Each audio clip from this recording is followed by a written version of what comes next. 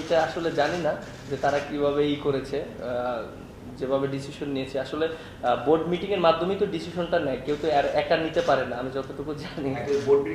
অনেক সিচুয়েশন তো ঘটে এবং আমরা তো সবাই জানি সিচুয়েশন কিভাবে ঘটে। সো আমার কাছে মনে হয় আমরা সবাই মেন্টালি ওইভাবে প্রিপারেশন নেই সবসময়।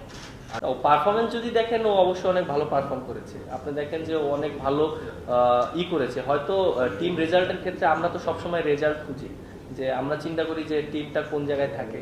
সো আমরা রেজাল্টের দিক থেকে যদি বলেন, তাহলে হয়তো আমরা যেভাবে আশা করেছিলাম হয়তো ওইভাবে আমরা পূরণ করতে পারিনি।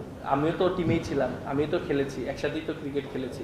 সো পারফরমেন্স যদি বলেন, ও অনেক ভালো পারফরমেন্স করেছে ওডিআইতে। এবং আর যেটা বললেন যে ওডিআইতে হয়তো আমাদের এখন হয়তো আমরা 10-এ আছি। সো আমরা তো একটা সময় মনে করেন যে 5-এও ছিলাম, এবং যখন মাশরাফি ভাই ছিল তখন আমি যখন ঢুকেছি 6-এ ছিলাম।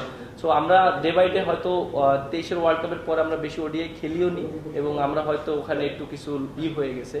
বাট এখন যেটা আপনি বললেন যে পারফরমেন্সের দিক থেকে, আমার কাছে মনে হয় যে ও পারফরমেন্স খুবই ভালো করেছে। বাট এন্ড অফ দ্য ডেতে সম্পূর্ণ একটা ক্রিকেট বোর্ডের ডিসিশন, তারা কিভাবে চিন্তা করছে, যে কিভাবে তারা মনে করেন যে বাংলাদেশকে আগিয়ে নিয়ে যাচ্ছে।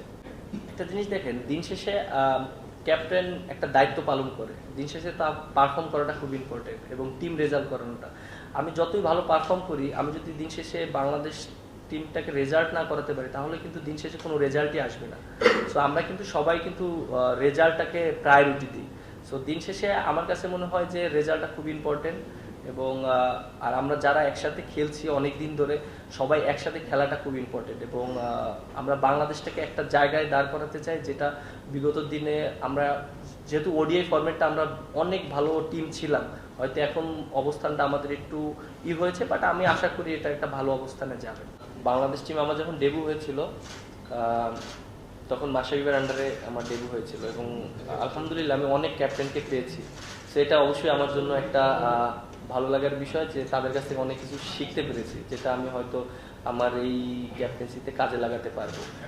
এখন তো আমাদের অবশ্যই রেসপন্সিবিলিটি নেওয়ার সময় এসেছে। এবং দেখেন, আমরা যথেষ্ট ইন্টারন্যাশনাল ক্রিকেট খেলেছি, প্রায় 8-9 বছর ধরে খেলেছি। তো যারা জুনিয়র আছে তাদেরকে অবশ্যই পারফর্ম করতে হবে, কিভাবে সেই সাজেস্টগুলো করবো, যেটা আমরা যখন প্রথমে ঢুকেছিলাম বড় ভাইরা আমাদেরকে যেভাবে হেল্প করেছে।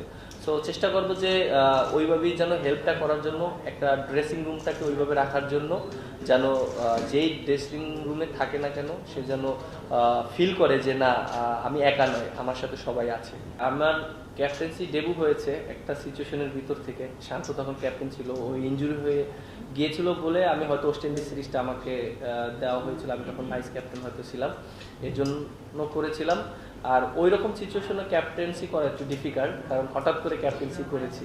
সো আমি হয়তো সেটআপটা সম্পূর্ণ শান্তরই ছিল, কিভাবে কি প্ল্যানিং করবে না করবে, আমাকে জাস্ট মাঠ চালাতে হয়েছে, এবং ওই সময়টা ইউজ করা হয়েছে। সো হ্যাঁ, অবশ্যই ওই 4টা ম্যাচে অবশ্যই আমার অনেক এক্সপিরিয়েন্স হয়েছে, এবং আশা করি একটা জিনিস দেখেন, লং টাইমের জন্য পেলে একটু ভালো হয়, টিমকে বুস্ট আপ করা যায়, কিভাবে করলে ভালো হবে। সো যেহেতু 1 বছরের জন্য পেয়েছি, আমি চেষ্টা করব যে টিমটাকে সুন্দর একটা জায়গায় দাঁড় করার জন্য।